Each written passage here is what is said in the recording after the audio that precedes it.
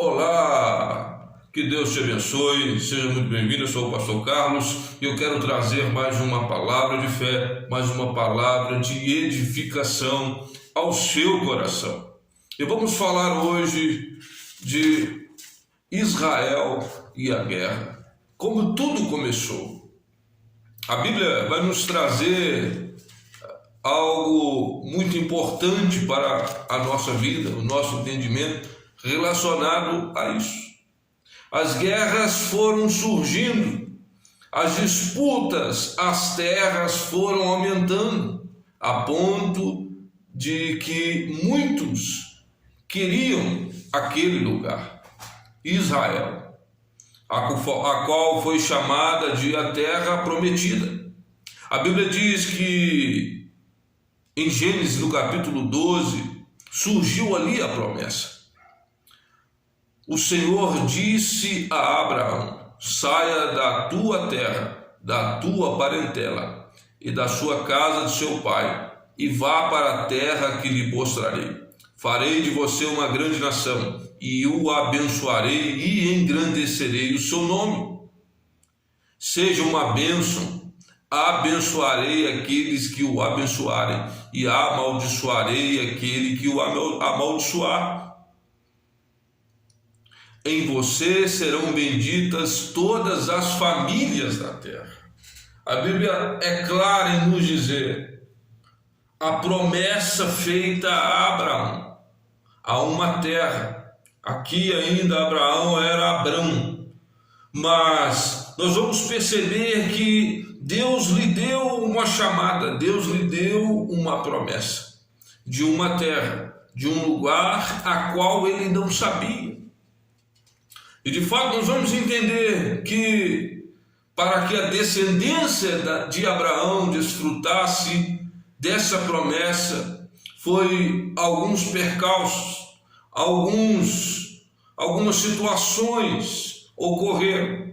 E nós vamos ver em Gênesis, no capítulo 17, a Bíblia diz que Abraão tem um filho, e esse filho, a Bíblia diz que esse filho, Abraão capítulo 16, o texto vai nos dizer no versículo 15, Agar deu à luz a um filho a Abraão, e Abraão chamou de Ismael, o filho que Agar lhe deu. A Abraão tinha 86 anos quando Agar lhe deu à luz a Ismael.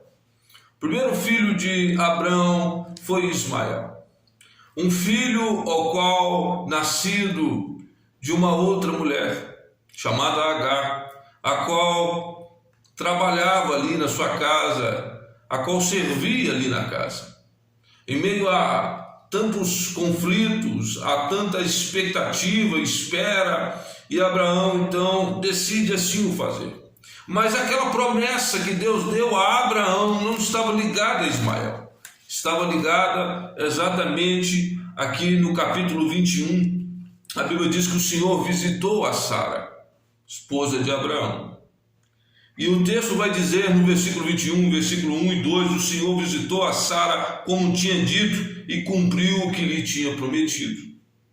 Sara ficou grávida e deu à luz a um filho a Abraão na sua velhice, no tempo determinado de que Deus havia falado. E assim veio Isaque, o filho da promessa, o filho ao qual Deus tinha prometido a Abraão, a Sara, a descendência para habitar na terra prometida, na terra que o Senhor o tinha dado. Mas houve ao longo do tempo as divisões, as mudanças. Gênesis capítulo 21, versículo 9, vai dizer que Sara viu que o filho que Agar, a egípcia, teve com Abraão estava zombando de Isaque. Então Sara disse a Abraão: mande embora essa serva e o filho dela, porque o filho dessa serva, dessa escrava, será herdeiro com o meu filho Isaque. Abraão ficou muito incomodado com isso, por causa do seu filho. Mas Deus disse a Abraão: Não fique incomodado por causa do menino e por causa da escrava. Faça tudo o que Sara disser, porque por meio de Isaque será chamada a sua descendência. O plano de Deus já havia sido determinado, que a descendência de Abraão seria através de Isaque. Nós vamos ver que a partir de então, da saída de Ismael da casa de Abraão, foram gerando muitos conflitos, foram gerando muitas indiferenças, muitas mudanças. Observe que quando Jacó foi para o Egito e ali a descendência de Abraão ficou por mais de 400 anos naquele lugar, veja que desde o momento então que Deus libera a palavra do retorno para a terra prometida, nós vamos perceber uma coisa, que já depois Moisés tira o povo do Egito e na chegada de Canaã, da terra prometida, Deus libera a palavra que Josué iria conduzir o povo. Josué iria levar o povo novamente à terra prometida. E aí que entra o que nós estamos falando. Tantas guerras, que já não é de hoje, é de inúmeras datas. A Bíblia diz que essa terra era uma terra para a descendência de Abraão. Essa terra era escolhida por Deus para isso. Só que em meio a esse período que o povo ficou no Egito, houve tantos povos habitando nessa terra, os heveus, os jebuseus e muitos outros habitando nessa terra. Mas essa terra era a terra de Abraão, a terra que o Senhor tinha prometido para a descendência. E o primeiro obstáculo que Josué teve ao entrar na terra foi exatamente a muralha. Muralha significa bloqueios. Muralha significa algo que quer te interromper de você avançar em meio àquele caminho, em meio àquele lugar. E segundo os historiadores, essa muralha era muito grande, reforçada, e era uma cidade com uma segurança impecável, com uma segurança de vasta situação, o qual guardava a cidade por completo. Mas a Bíblia diz que houve intervenção do Senhor. Quando algo há intervenção do Senhor, porque a promessa precisa se cumprir, porque a vontade de Deus precisa se cumprir, porque o povo já havia recebido uma ordem de retorno, uma ordem para estar na terra prometida. E a Bíblia diz que as muralhas caíram. Nós vamos ver que as muralhas ficaram no chão, diante de Josué, diante de todo o povo de Deus, diante de toda aquela descendência de Abraão. E nós vamos perceber que os soldados que ali estavam com Josué viram algo sobrenatural, porque o que aconteceu em Jericó foi algo sobrenatural, foi a intervenção divina. O que era irresistível, o que era de fato indestrutível, Deus colocou a sua mão e ali o povo de Jericó foi deletado, foi exterminado. E havia uma ordem de Deus para que as guerras elas continuassem, para que cessassem os inimigos de Deus, cessassem os inimigos ali do povo de Deus, os hebreus, a descendência de Abraão. Nós vamos ver que a palavra de Deus fala com Josué claramente para que ele pudesse ter, para que ele seja forte e corajoso. E Deus diz para ele: não tenha medo, porque o Senhor teu Deus é contigo, por onde quer que andares. Josué 1:9. Josué travou grandes batalhas, grandes guerras, porque havia uma chamada, uma direção de Deus. Mas aqueles povos que ali estavam na terra prometida, na terra de Canaã, hoje a terra de Israel, nós vamos ver que as pessoas, o povo não quiseram sair. Então foram guerras travadas ali daquele lugar. Por isso que Deus falou claramente com Josué: não tenha medo, seja forte e corajoso. E assim chegou o período dos juízes. O período dos juízes foi um período ao qual não existia mais um líder, não existia mais uma pessoa de ponta de direção, que era Josué. A Bíblia diz que Josué entrou na velhice e assim morreu. E o período dos juízes foi um período muito conturbado, porque é um período onde não havia liderança, não havia quem ali proclamasse para que pudesse continuar louvando, estando na presença de Deus. E aonde que muitos dispersaram. E isso foi um momento propício para que os inimigos continuassem guerreando contra o povo de Deus, guerreando contra a descendência de Abraão, guerreando exatamente com aqueles que eram chamados filhos de Abraão. E aí nós vamos ver que o período do juízo foi um período de tanto sofrimento. Mas Deus, a Bíblia diz, quando o povo clamava, Deus mandava uma pessoa de direção novamente. E o povo voltava a pecar. E aí Deus mais uma vez levantava inúmeros juízes. Mas nós vamos perceber que o motivo de tudo isso era a desobediência.